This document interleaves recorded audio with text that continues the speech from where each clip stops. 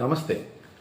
ప్రతిపక్షంలో ఉన్న జగన్మోహన్ రెడ్డి గారు 14 నుంచి 19 వరకు, 19 నుంచి 24 వరకు, ఇప్పుడు జరిగిన 9 నెలల కాలంలో పర్ క్యాపిటల్ విషయంలో, ఇన్వెస్ట్మెంట్స్ విషయంలో, జిఎస్టీ విషయంలో, జీడిపి విషయంలో, డెవలప్మెంట్ విషయంలో ప్రతి ఒక్కటి అథెంటిఫికేషన్ డేటాతోటి నీతి ఆయోగ్, కాగ్, సెంట్రల్ గవర్నమెంట్ రిపోర్ట్లు వీటన్నిటితోటి ఒక బోర్డు వేసి ఆ బోర్డులో లెక్కలతో సహా ప్రతిపక్ష నాయకుడు వివరణిస్తుంటే అధికారంలో ఉండి సీఎంగా లేదా ఫైనాన్స్ మినిస్టర్గా దానికి సమాధానంగా ఎందుకు మీరు అథెంటిఫికేషన్ డేటాతోటి అలాగే బోర్డు వేసి వివరణ ఇవ్వలేకపోతున్నారు?